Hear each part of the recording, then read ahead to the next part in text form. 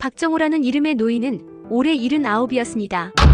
그는 오래전 아내를 먼저 보내고 작은 아파트에서 혼자 살고 있었습니다. 젊은 시절에는 중소기업에서 격리 일을 하며 평생을 성실하게 살아왔고 큰 욕심 없이 조용히 늙어가는 것이 유일한 바람이었습니다. 아침이면 동네 공원을 한 바퀴 돌고 시장에 들러 반찬거리를 사고 집에 돌아와 라디오를 틀어놓은 채 하루를 보내는 것이 그의 일상이었습니다. 특별할 것 없는 하루였지만 그에게는 그 평범함이 오히려 가장 큰 안정이었습니다. 그는 자신이 가진 것이 많지 않다는 것을 잘 알고 있었지만 그렇다고 부족하다고 느끼지도 않았습니다. 작은 연금과 아내가 남긴 약간의 저축, 그리고 이 집 한 채면 남은 생을 조용히 살아갈 수 있다고 생각했습니다. 다만 한 가지, 시간이 갈수록 집안이 너무 조용해진다는 사실이 마음을 무겁게 했습니다. 텔레비전 소리를 크게 틀어놓지 않으면 사람 목소리를 듣는 날이 거의 없었습니다. 자식들은 모두 외국과 지방에 흩어져 살고 있었고 바쁘다는 이유로 전화도 한 달에 한두 번 정도가 전부였습니다. 그는 늘 자식들에게 나는 괜찮다고 말했지만 사실은 누군가와 조금 더 이야기를 나누고 싶다는 마음이 점점 커지고 있었습니다. 동네 경로당에도 나가보았지만 왠지 모르게 그곳에서도 마음이 쉽게 열리지 않았습니다. 그는 누군가에게 기대기보다는 스스로 버티는 삶에 익숙한 사람이었습니다. 그래서 더더욱 자신의 외로움을 다른 사람에게 들키고 싶지 않았습니다. 그렇게 그는 조용하고 단정한 하루를 반복하며 아무 일 없이 하루가 지나가는 것이 가장 큰 복이라고 믿으며 살고 있었습니다. 어느 날 그는 공원 벤치에 앉아 쉬다가 동네에서 자주 마주치던 노인과 짧은 대화를 나누게 되었습니다.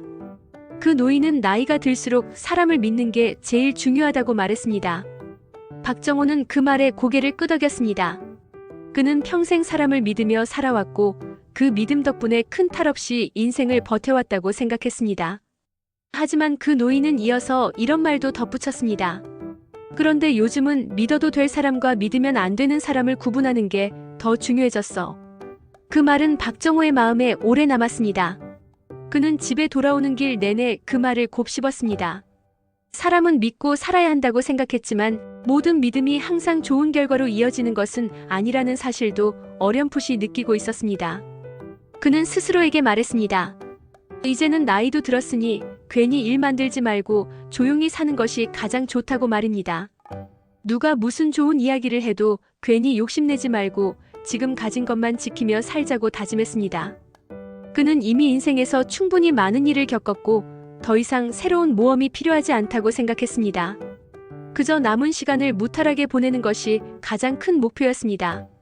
그는 그날 이후로도 종종 그 말을 떠올렸습니다. 사람은 믿고 살아야 하지만 그 믿음이 어디까지 허락되어야 하는지는 스스로 잘 지켜야 한다는 생각을 하게 되었습니다. 그러나 그는 그 다짐이 얼마 지나지 않아 시험대에 오르게 될 줄은 알지 못했습니다. 박정호의 성격은 한마디로 말하면 조심스러우면서도 정이 많은 사람이었습니다. 그는 남에게 패 끼치는 것을 몹시 싫어했고 동시에 누군가 어려움을 겪고 있다는 이야기를 들으면 그냥 지나치지 못하는 사람이었습니다.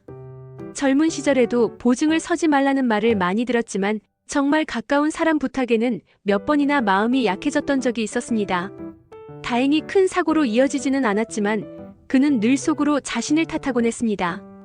그래서 노년이 된 지금은 돈 문제에는 절대 얽히지 않겠다고 스스로 다짐하고 있었습니다. 하지만 한편으로는 자신이 세상에서 점점 잊혀가는 존재가 된 것 같은 기분도 자주 들었습니다. 누군가 먼저 말을 걸어주고 자신의 이야기를 들어주는 순간이 점점 소중하게 느껴지고 있었습니다.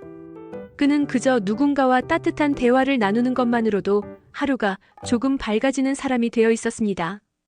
그 마음의 빈틈이 훗날 어떤 일로 이어질지는 그 스스로도 전혀 예상하지 못하고 있었습니다. 어느 날 그는 병원에 다녀오는 길에 엘리베이터 안에서 처음 보는 중년 여성을 만나게 되었습니다. 그 여자는 먼저 인사를 건넸고 박정호는 예의상 가볍게 고개를 끄덕였습니다. 몇 번 더 마주치면서 자연스럽게 인사를 나누게 되었고 그 여자는 자신이 이 아파트에 잠시 머물고 있다고 말했습니다. 말투는 부드러웠고 태도는 지나치게 친절했습니다. 어느 날 그 여자는 커피 한 잔을 사주겠다며 박정호를 근처 카페로 불렀습니다. 그 자리에서 그녀는 자신이 작은 사업을 하고 있는데 잠시 자금이 묶여 곤란한 상황이라고 이야기했습니다. 그러면서도 곧 정리될 문제라며 웃으며 말했습니다. 박정호는 그저 남의 이야기처럼 듣고 있었습니다. 그런데 그 여자는 이렇게 말했습니다. 어르신 같은 분이 옆에 계시면 마음이 참 든든합니다. 그 말은 생각보다 그의 마음에 깊이 남았습니다. 그는 누군가에게 필요하다는 느낌을 받은 것이. 며칠 뒤 그 여자는 다시 연락을 해왔습니다. 잠깐만 돈을 빌려주면 곧바로 갚겠다고 말했습니다. 박정호는 순간 마음이 불편해졌습니다. 그는 분명히 다짐했었습니다. 돈 문제에는 절대 엮이지 않겠다고 말입니다. 그는 그 여자의 말을 듣고도 바로 대답하지 않았습니다. 집에 돌아와 밤늦게까지 고민했습니다. 혹시나 하는 마음과 괜히 엮였다가 큰일 나는 것 아니냐는 두려움이 계속해서 머릿속을 맴돌았습니다. 그는 스스로에게 말했습니다. 나는 이런 일에 어울릴 사람이 아니라고 말입니다. 그러나 한편으로는 그 여자가 보여준 친절한 태도와 따뜻한 말들이 계속 떠올랐습니다. 정말로 잠깐만 도와주면 되는 일이라면 너무 매정하게 거절하는 것도 아닌가 하는 생각도 들었습니다. 그는 결국 다음 날 작은 금액이라면 괜찮지 않을까 하는 쪽으로 마음이 조금 기울기 시작했습니다. 그는 결국 그 여자를 다시 만나기로 했습니다. 그리고 아주 작은 금액만 빌려주겠다고 말했습니다. 그 여자는 연신 고맙다며 며칠 안에 꼭 갚겠다고 말했습니다. 박정호는 스스로에게 말했습니다. 이것은 큰일이 아니라고, 그냥 잠깐 도와주는 것뿐이라고 말입니다. 그는 그 돈을 건네주면서도 마음 한구석이 불편했지만 이미 돌이킬 수 없는 선택을 하고 있었습니다.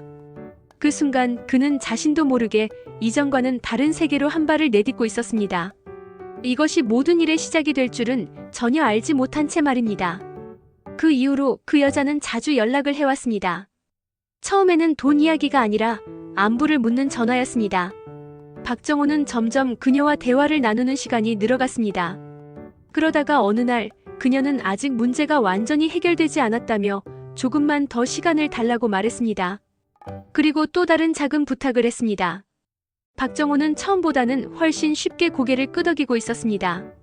그는 이미 마음속에서 그녀를 도와줘야 할 사람으로 받아들이고 있었기 때문입니다. 그 관계는 점점 깊어졌고 그는 점점 더 많은 이야기를 듣게 되었습니다. 그럴수록 그는 자신이 이 문제의 일부가 되어가고 있다는 사실을 깨닫지 못했습니다. 어느 날 그녀는 아주 심각한 얼굴로 찾아왔습니다. 이번에야말로 정말 큰일이 생겼다고 말했습니다. 그리고 이것만 해결되면 모든 것이 끝난다고 말했습니다. 그 방법은 박정호의 집을 담보로 잠시 서류를 처리하는 것이라고 했습니다. 그는 그 말을 듣는 순간 심장이 철렁 내려앉았습니다. 이것은 지금까지와는 전혀 다른 문제였습니다. 그러나 그녀는 울먹이며 말했습니다. 이것만 넘기면 모든 것을 다 돌려주겠다고 말했습니다. 박정호는 오랫동안 말없이 앉아 있었습니다. 그리고 결국 그는 그 말을 믿고 말았습니다. 그 순간 그는 이미 너무 멀리 와버렸다는 사실을 깨닫지 못한 채 인생에서 가장 큰 선택을 하고 있었습니다. 박정호는 집을 담보로 서류를 처리한 뒤에도 마음이 전혀 편해지지 않았습니다. 오히려 그날 이후로 잠을 제대로 이루지 못하는 날이 늘어났습니다. 처음에는 그 여자가 말한 대로 모든 것이 곧 정리될 것이라고 스스로를 다독였습니다. 그러나 며칠이 지나도 아무런 소식이 없었고 그녀는 점점 연락을 늦게 받기 시작했습니다. 전화를 하면 받지 않는 날이 늘어났고 문자 메시지에는 항상 조금만 더 기다려달라는 답만 돌아왔습니다. 박정호는 불안한 마음을 감추지 못하고 집안을 서성이는 시간이 많아졌습니다. 그는 그제서야 자신이 얼마나 위험한 선택을 했는지 조금씩 실감하기 시작했습니다. 어느 날 낯선 번호로 전화가 걸려왔습니다. 그 전화는 그가 이름도 들어본 적 없는 금융회사에서 온 것이었습니다. 담당자는 담보로 잡힌 집에 대한 이야기를 꺼내며 서류상 문제가 아직 해결되지 않았다고 말했습니다. 박정호는 그 말을 듣는 순간 가슴이 철렁 내려앉았습니다. 그는 그 여자가 모든 것을 처리하고 있다고 믿고 있었기 때문입니다. 그는 급히 그 여자에게 전화를 했지만 그날은 끝내 연락이 닿지 않았습니다. 불안은 점점 공포로 바뀌어 갔습니다. 그는 혹시라도 이 집을 잃게 되는 것은 아닐까 하는 생각에 밤새 뒤척였습니다. 그동안 평생 지켜온 집이 자신도 모르는 사이에 남의 손으로 넘어갈 수도 있다는 사실이 너무나 두려웠습니다. 그제서야 그는 이 일이 단순한 실수가 아니라 인생 전체를 흔들 수 있는 일이라는 사실을 뼈저리게 느끼기 시작했습니다. 며칠 뒤 또다시 낯선 사람들이 집으로 찾아왔습니다. 그들은 서류를 내밀며 담보로 설정된 절차가 진행 중이라고 말했습니다. 박정호는 그 자리에서 아무 말도 할 수 없었습니다. 그는 그저 손이 떨린 채 서류를 바라보고 있었습니다. 그제서야 그는 이 모든 일이 돌이킬 수 없는 단계까지 와버렸다는 사실을 깨달았습니다. 그는 다시 한번 그 여자에게 연락을 했지만 전화는 아예 꺼져 있었습니다. 그는 그 순간 자신이 철저히 혼자가 되었다는 사실을 느꼈습니다. 평생 모아온 돈은 이미 대부분 사라졌고 이제는 집마저 위태로운 상황이 되어버렸습니다. 그는 의자에 털썩 주저앉으며 눈앞이 캄캄해지는 것을 느꼈습니다. 머릿속에는 오직 한 가지 생각만 맴돌았습니다. 이제 나는 어디로 가야 하는가라는 생각이었습니다. 그동안 자신이 지켜왔다고 믿었던 모든 것이 한순간에 무너지고 있었습니다. 그는 더 이상 무엇을 붙잡아야 할지도 알 수 없었습니다. 그날 저녁 그는 텅 빈 집안에 홀로 앉아 아무 소리도 내지 못한 채 시간을 보내야 했습니다. 텔레비전을 켜도 라디오를 틀어도 아무 소리도 귀에 들어오지 않았습니다. 그는 그저 자신이 얼마나 어리석은 선택을 했는지 되뇌며 깊은 절망 속에 빠져들고 있었습니다. 그날 이후 박정호는 거의 밖에 나가지 않았습니다. 사람을 만나는 것이 두려웠고 누구에게도 이 사실을 말할 용기가 나지 않았습니다. 그는 스스로를 끊임없이 책망했습니다. 왜 그때 그 말을 믿었을까? 왜 혼자서 판단했을까? 왜 자식들에게 한마디라도 상의하지 않았을까 하는 생각이 머릿속에서 떠나지 않았습니다. 그는 밤마다 잠을 이루지 못하고 과거의 장면들을 계속 떠올렸습니다. 처음 그 여자를 만났던 순간, 처음 돈을 건네주던 순간, 그리고 집 이야기를 들었던 그날의 장면이 계속해서 머릿속을 괴롭혔습니다. 그는 그때마다 가슴이 조여오는 듯한 고통을 느꼈습니다.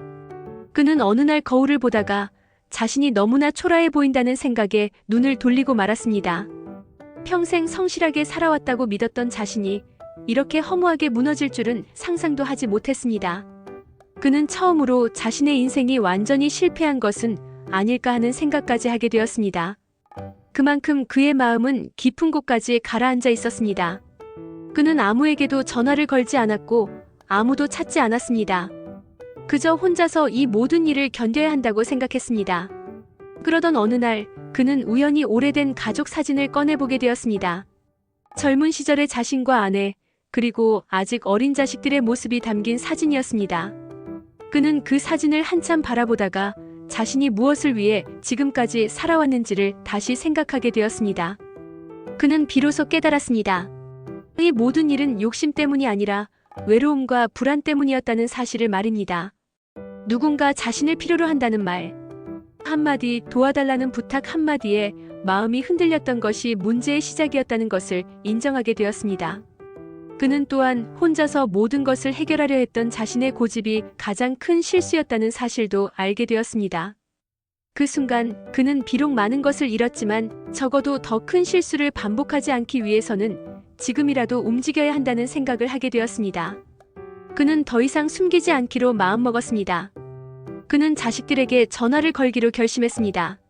목소리를 듣는 순간 그는 참아왔던 눈물을 쏟아내고 말았습니다. 그리고 그동안 있었던 일을 모두 이야기했습니다. 자식들은 처음에는 말을 잇지 못했습니다.